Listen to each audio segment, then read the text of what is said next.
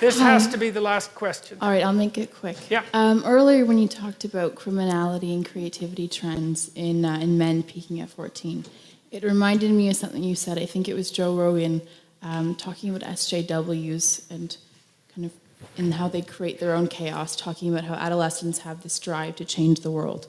And I was wondering if those three, the criminality, creativity, drive to change the world, are linked, and if so, if they manifest differently in men and women, and if they kind of come from the same area. Well, I think they are linked, but I'm going to concentrate more on the second part of your question. So I'm going to ask you guys to think about something. So I talked to a friend of mine the other day. He's a very, very smart guy, and we've been talking about, well, all the sorts of things that we've been talking about tonight for a long time, and we were talking about the relative evolutionary roles of men and women. This is speculative, obviously. And because our research did indicate, it's tentative research so far, that the SJW sort of equality above all else philosophy is more prevalent among women. It's predicted by the personality factors that are more common among women. So agreeableness and high negative emotion, primarily agreeableness. But in addition, it's also predicted by being female. And that's interesting because in most of the personality research that I've done, and as far as I know in the literature more broadly speaking, most of the time you can get rid of the attitudinal differences between men and women, or at least reduce them by controlling for personality. So if you take a feminine man and a masculine woman, then the poles reverse. But that didn't seem to be the case with political correctness. And so I've been thinking about that a lot because, well, men are bailing out of the humanities like mad, and pretty much out of the universities except for STEM. The women are moving in like mad, and they're also moving into the political sphere like mad. And this is new, right? We've never had this happen before, and we do not know what the significance of it is. It's only 50 years old. And so we were thinking about this, and so I don't know what you think about this proposition, but imagine that historically speaking, it's something like women were responsible for distribution and men were responsible for production. Something like that. And maybe that's only the case really in the tight confines of the immediate family, but that doesn't matter because that's most of the evolutionary landscape for human beings anyways. What the women did was make sure that everybody got enough. Okay, and that seems to me to be one of the things that's driving, at least in part, the SJW demand for equity and equality. It's like, let's make sure everybody has enough. It's like, well, look, fair enough, I mean, you can't argue with that. But there's an antipathy between that and the reality of differential productivity, because people really do differ in their productivity. So, all right, so to answer your question fully. Okay, before we get to the answer fully, welcome to Making Reaction Reviews, where we're reacting to things on the internet. And before I get to my commentary, if you are watching this video, that means I am back after my 2-week ban that the YouTube gods gave me another strike. So for the next couple of months, I'm going to keep the topics light, but still apropos or appropriate for this channel because I'm still on thin ice with YouTube, unfortunately. And follow me on all the other avenues, like I have Discord, I have Rumble, I have Odyssey, I have my other YouTube channels, I have Twitter. Just in case something happens, I can still communicate with you guys. But anyway, as for the Dr. Peterson video that we're reacting to, that is titled something like, SJWs and the chaos that they kind of create, or they create unnecessary chaos. I totally totally agree with that. And yeah, it's been a lot of papers and evidence and data that points that women more or less identify as liberal or progressives. And if you look back in history, women were always more part of the big push for gay rights and women's rights and civil rights and stuff like that. But his explanation that the women's role in the home or in the community or in the tribe or in the village was trying to make sure that everyone had enough, that how that translate to sort of equality or this sort of like intersectionality, the equality of outcome, that kind of makes sense if it's sort of comes from the biological maternal urge to make sure everyone is sort of okay and taken care of. Maybe feminists would disagree that it's maternal because they're trying to like get away from the idea that women are inherently maternal, which is still a generalization. Yes, you have your outliers of women who are not, but generally women are. So that makes sense. But anyway, let's see how it actually creates unnecessary chaos and get Dr. Joy Peterson's answer fully. All right, let's continue. I do think that the rebellious tendency of adolescence is associated both with that criminality spike, especially among men, and with creativity. Yes. I think that the SJW phenomena is different, and I think it is associated, at least in part, with the rise of women to political power. And we don't know what women are like when they have political power, because they've never had it. I mean, there's been queens, obviously, and that sort of thing. There's been female authority figures, and females have wielded far more power historically than feminists generally like to admit. But this is a different thing. And we don't know what a truly female political philosophy would be like. But it might be, especially if it's not been well examined and it isn't very sophisticated conceptually. It could easily be, well, let's make sure things are distributed equally. Well, yeah, but sorry, that's just not going to fly. Do you think in terms of the West with SJWs, and you talked about last lecture as well, creating chaos when there is none, otherwise it'd be static, do you think there would be any validity in saying that in a country like Canada where we're pretty gender equal, is there any merit to thinking SJWs are trying to create chaos even when there arguably is none on a mass level? Obviously there's still problems. Why would they do that? Otherwise it would be static. And that drive, it wouldn't, but I'm just wondering. So I read this. Before I get to Jordan Peterson's response to that, I would say I agree with her. I think this is the reason why every time you have a conversation with a feminist or a BLMer or some activist of some sort, when you try to debate them on the merits of what they're saying presently, they always go back to the past. Like, well, slavery, Jim Crow, segregation, women's rights to vote, right?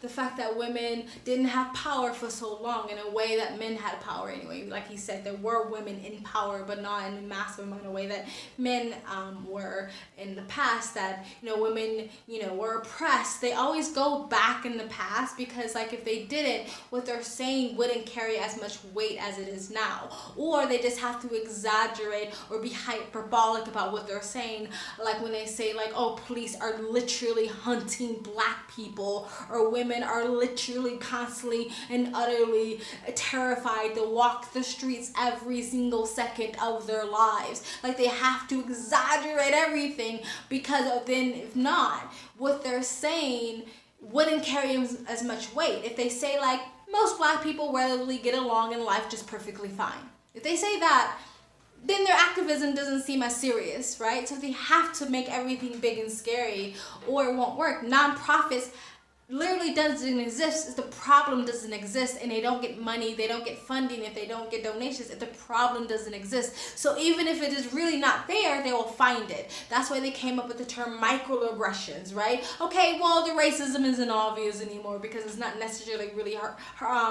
to the detriment of someone's life where they can't achieve anything, but they'll make a microaggression bigger, and they'll make it a mountain because it has to be for their activism to make sense, right? So I agree with what she's saying, that it's like they have to create chaos, they have to kick over the pot, they have to rock the boat so to catch your attention, or else again they don't get attention, they don't get a platform, they don't get lessons, they don't get classes and books and articles and papers and professors talking about what they're saying. If they're not provocative, if they don't get your attention and kind of exaggerate and stretch what's really going on. This is why they come up with different labels so they can keep dividing, well, cis white and black queer and all these stuff, because they have to do it. They have to do it. Because, again, if they admit that everything's relatively okay, besides maybe the fucking economy, then again, what they're saying wouldn't carry as much validity. But anyway, let's continue. I read this quote once, and I don't remember who said it. It might have been Robert Heinlein, for crying out loud, science fiction author. That springs to mind, but it probably wasn't. And the proposition was that men tested ideas and that women tested men. And I kind of like that. There's something about that, And now, obviously, it's an overgeneralization, but we also don't know to what degree women test men surely through provocation. It's a lot, because like if you want to test someone, you don't have a like little conversation with them. Like you poke the hell out of them and you say, okay, like I'm gonna like go after you and see where your weak spots are. And it seems to me that in this constant protest and use of shame and all of that goes along with this sort of radical movement towards egalitarianism, that there's a tremendous amount of provocation. And God, I'm going to say this too, even though I shouldn't. But I don't believe this, but I'm trying to figure it out. You know, I thought it was absolutely comical when 50 Shades of Grey came out. Eh? I just thought that was just so insanely comical that at the same time, there's this massive political demand for like radical equality and say with regards to sexual behavior, and the fastest selling novel the world had ever seen was S&M Domination, right? It's like, oh well, we know where the unconscious is going with that one, don't we? And sometimes I think, like, because one of the things that I've really tried to puzzle out, and it's not like I believe this, right? I'm just telling you where the edges of my thinking have been going, is that you have this crazy alliance between the feminists and the radical Islamists that I just do not get. It's like the feminists, it's like why they aren't protesting nonstop about Saudi Arabia is just completely beyond me. Like I do not understand it in the least. And I wonder too, I just wonder bloody well, this is the Freud in me, is like, is there an attraction, you know, is there an attraction that's emerging among the female radicals for that totalitarian male dominance that they've chased out of the West? And I mean, that's a hell of a thing to think, but after all, I am psychoanalytically minded, and I do think things like that. Because, like, I just can see no rational reason for it. The only other rational reason is that, well, the West needs to fall, and so the enemy of my enemy is... My friend, exactly. I mean, I agree with that whole the enemy is my enemy because they hate the West, so they want it to crumble. They say it all the time, that they have to completely destruct and have a revolution and completely destroy America because it represents everything that they hate and stand for. I disagree a little bit with the whole, like, the reason why you see modern day Western feminists not really hitting on what he just talked about when it comes to like certain community that seamlessly oppress women, parts of that community, not the entire community, is because it's just political correctness. We all know that there are certain communities and there are certain religions that you are literally not allowed to criticize whatsoever. Even if you're within the community itself, you're not allowed to criticize it because it's just politically correct. It's an overcorrection from doing stereotypical movies about these communities of being people who go into other countries and destroy them. I'm trying not to say words because I'm on thin ice with YouTube, but hopefully you know what I'm talking about, the T word, right? And for a long time, they were stereotyped that way, and the overcorrection is that you just cannot talk about the community at all. So I think it's more or less to do with that. You know, if you are a modern day feminist SJW intersectionality, you just know that's not a community that you can criticize, even though if you did, it would actually make people take you more seriously. That's my point of view anyway. But Jordan Peterson is smarter than me, so maybe he's right. Maybe he's onto something. But let's continue. Now, what is it? I got that wrong, but... The enemy of my enemy is my friend. Yes, exactly. And that's why Islamists tend to vote liberal as well. Yes, well, so that could be the case. But I'm not going to shake my suspicion about this unconscious balancing, because as the demand for egalitarianism and the eradication of masculinity accelerates, there's going to be a longing in the unconscious for the precise opposite of that, right? The more you scream for equality, the more your unconscious is going to admire dominance. And so... But I think when it comes to postmodernism, if we made a couple of videos about this, postmodernists kind of believe like you have to basically become the oppressed to crush the current oppressors, right?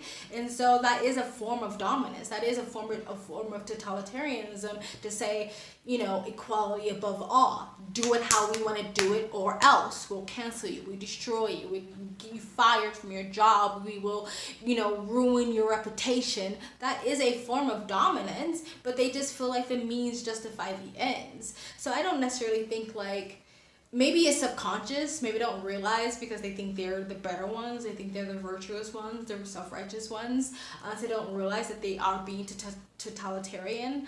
But you know, do it our way or else is totalitarian, and that is a form of power, that is a form of oppression, and that is a form of dominance. But it can also be a subconscious longing to fall back into your biological urge to be kind of dominated by a guy, even if it's just sort of erotic, even if it's just sexually, because as much as women want to pretend that they want a super effeminate man, I think most of us, not all, are more drawn to masculine men. Even though I did just do that video about like birth control and how birth control might veer you away from masculine men. But anyway, I digress. Let's continue.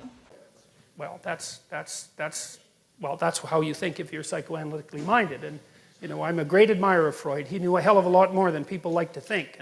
And so, which is partly why everyone still hates him, even though it's been 100 years since he's, you know, really been around. So, all right, we should stop. All right, guys, that was Dr. Jordan Peterson talking about the unnecessary chaos that social justice warriorism can cause. Going back to what you said about women tend to be more agreeable and more, fall into like negative emotions or something like that.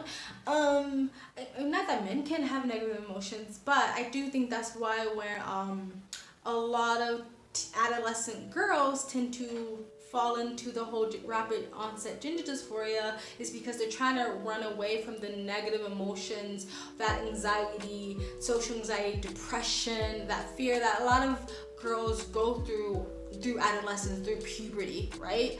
And you hear a lot of them say, especially once they get on testosterone, they have this gender euphoria. They feel confident, they feel powerful, they feel all of the opposite emotions they were feeling as adolescent girls, but that's just a natural way of processing. That's a natural way of puberty, growing up and stuff like that. They're trying to get away from the natural evolution of, you know, girlhood, right? But anyway, let me know what you guys think of what I said, what Dr. Jordan Peterson said in the comment section below. Please like, comment, and subscribe. Hit the bell to get the notifications when I do upload. All of that really does help with the algorithm, guys. And if you'd like to support the channel any further, you can donate. My PayPal link is in the description box below and also in the comment section. Of course, it helps, but you don't have to. You can just like, comment, and subscribe. Another great way to support this channel is either join my brand new membership program, different levels, different tiers, different perks, or you can visit my brand new merch shop. Links down below, and links to all of the alternative platforms I'm on, including my Rumble, my Discord, my Odyssey, and all the other links to all the other YouTube channels I have on this platform, and my Twitter. And I implore you to go follow me on all the other avenues, because I might get yeeted off the platform any day now. I am positive that won't happen, but just in case, it's a way that I can keep communicating with you guys. And if you like, you can super thanks. I also have a second travel vlog channel. I travel as a lifestyle, or I live abroad. If you'd like to know where I am in the world, you can go to the description box below and also in the comment section. Hit the link, go subscribe to my travel vlog channel, and don't follow me on my travel Instagram. My stories is usually what's most up to date, and you guys have an amazing day.